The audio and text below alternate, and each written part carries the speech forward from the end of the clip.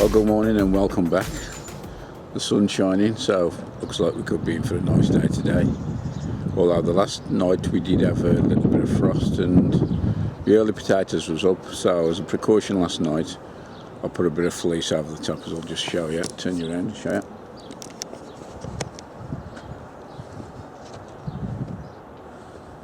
Checking on the thermometers in the greenhouse there. Last night we went down to about 6 degrees, so we seem to be getting a few extremes. You may remember from the last episode that I got quite a long list on my to-do board, and one of those was to prepare the Brassica Bed. And what that involves, first of all, is giving it a stamp over to firm the ground up.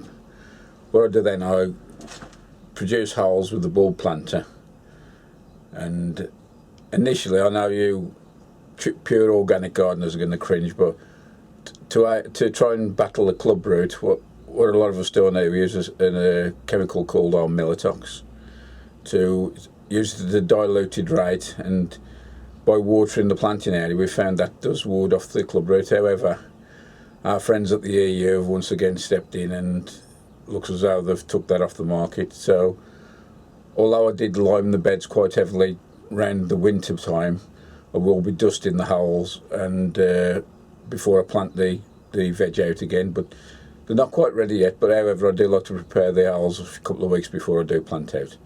In the meantime, I'll just show you around the greenhouse and what's developing on there. I really need to start making some space in here now, and you can see the Japanese maples, the aces, are starting to come into bloom, and they look really nice, but they're taking up a lot of room, so I think they'll be going out very shortly. Just have a quick look up the top here. Those there are the peppers, the summer salad mix. My dahlias are looking quite healthy. Marigolds. And here's the sweet corn. That's Swift F1, that is. Looking down into the bed here, some more salvias. And I've still yet to put my beetroot out. I've got the lettuce out already. Here's my tomatoes. They're going to need potting on very shortly before I can get them into the border. The carrots are doing very well. Again, I think I need to start thinning those out now because they start to head towards the light. Just popping around there, a few busy lizzies and geraniums.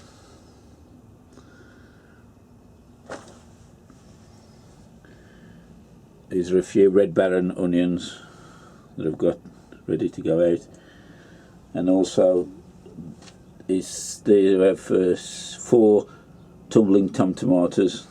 That's another thing I've got to put onto the to-do list, is prepare the hanging baskets ready for those, and a few more of the dahlias there. Second lot of peas in the guttering has got no show yet. Just have a quick look. They were sown on the 25th of March, so they should be due any time.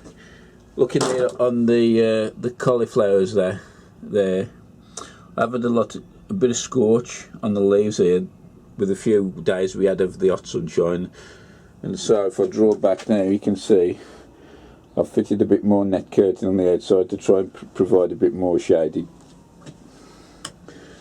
There's some radish there ready to go out.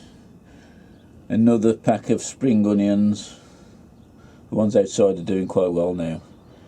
And here's my backup for the parsnips, although I'm getting fairly good germination, so I'm not sure if I'll be using those. Just pop up to the top. The sweet peas, I need to pinch the tops out. And these are the veg here. These are my sprouts, the Trafalgar F1. There's the Calabrese and Bellstar, and cabbage red drumhead, some greyhound cabbage, and some Killerton cabbage, and some Clapton cauliflower and all the year round cauliflower. So that's the veg there, which I think will be ready to go out in 2 to 3 weeks time.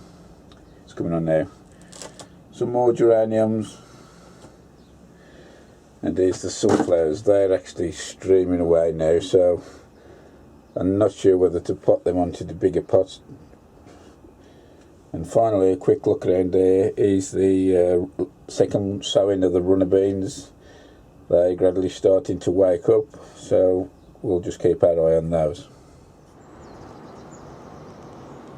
These are the 3 beds which will be used for the brassicas this year, and the ones we'll be doing the firm down on. I've actually did the one late yesterday, but I'll just do the next middle 2 now. I tried to get as many stones out as I can, but unfortunately, no matter how hard you try, you get a bit of rain and there seem to be more up here at the top.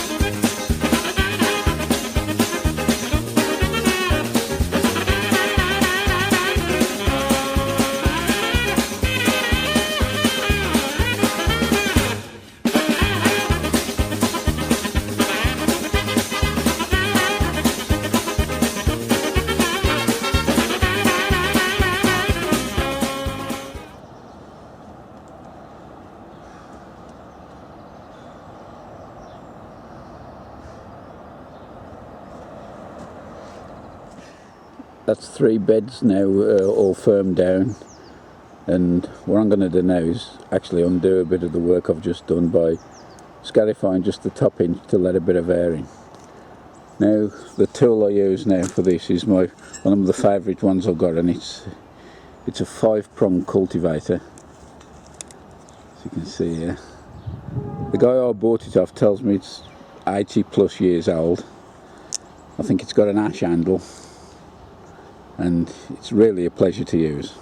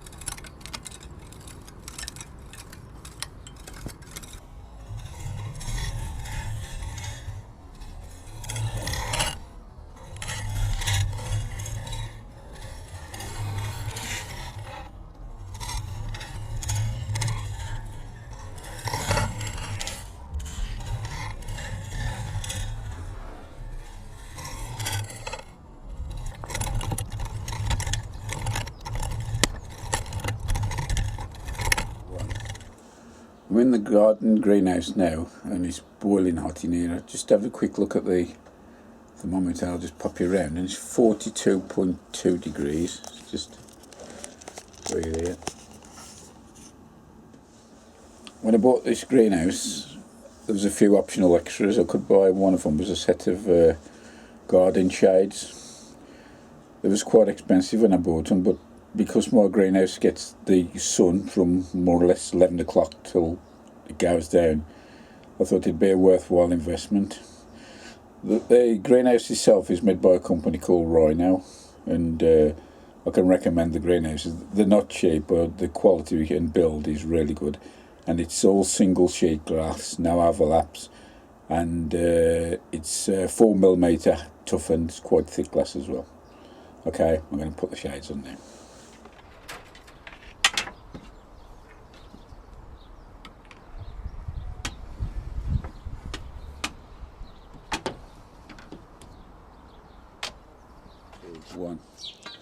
Well, good morning to you all. It's Thursday the 16th of April.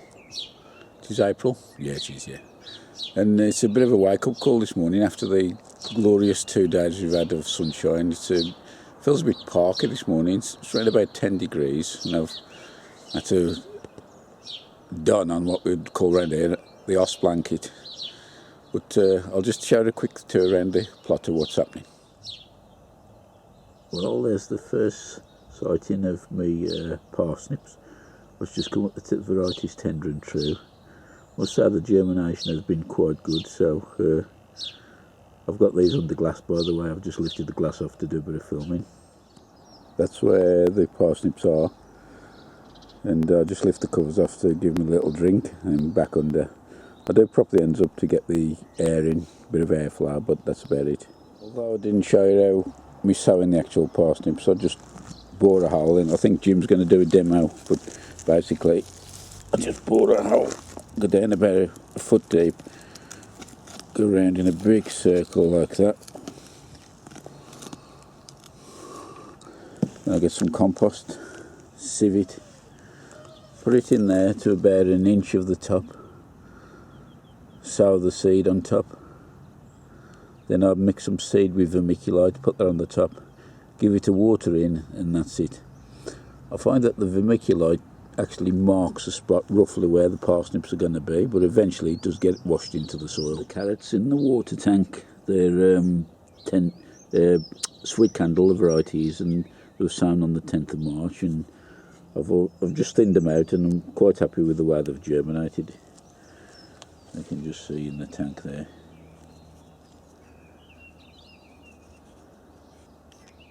There's a few Tyler's laths here I've just put a bit of green wood preserve on, because I will be making one more set of the frames to cover with Enviromesh, which will eventually cover up my onions when they go out.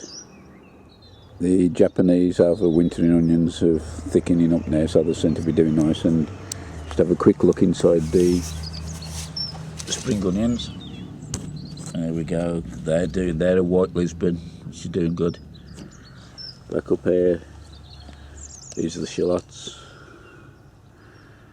seem to be fine, and the lettuce are going out there, them are doing okay. Because of the frost earlier, I did cover the first early potatoes up with a bit of fleece, but since then we've had no frost, but there you go. And here's the broad beans of Sutton. They're all in the cage ready. Here's my gutter in here with some more peas in. I've got two gutters worth of Calved and Wonder, and the other one is Hurst Green Shaft. And these here are sunflowers, which are really big really. I don't know if to pot them on or to risk them in the ground. I think I might put them in slightly bigger pots. I have got 4 tomatoes in, as you can see there. There's Ailsa Craig, Gardener's Delight, there's an Alicante, and a big boy. The Alicante will be interesting, say, because I'm going to plant 4 or 5 of those outside, so it'll be interesting to compare how they crop with each other. These green things, which some of you might be aware of, I've had these quite a while now. They're called Growl Pots, and you can grow tomatoes like I used to do on a method called ring culture, where the roots go down into gravel and that. But what I've done, I've put these in the border. The tomatoes just fit inside, but there's a reservoir in there which there's holes in which sink into the soil, and you can put, I think it holds about 3 or 4 pints of water, and what it does, it gradually sinks into the soil very slowly, so you can water the tomatoes in one go and it doesn't flood it, and it just gently helps itself during the day. You can see that one's still got a drop of water in. 5 buckets of Swift which were in the greenhouse, so I've had to move them out here now to make a bit of space, but as you can see, them doing quite well. I just pop a bit of net curtain over the top at night just in case we have frost. The winter collies have at last started to buck their ideas up, and I've just noticed yesterday we've got a bit of a curd coming onto the, what's it, so this variety here is called winter Allsmere.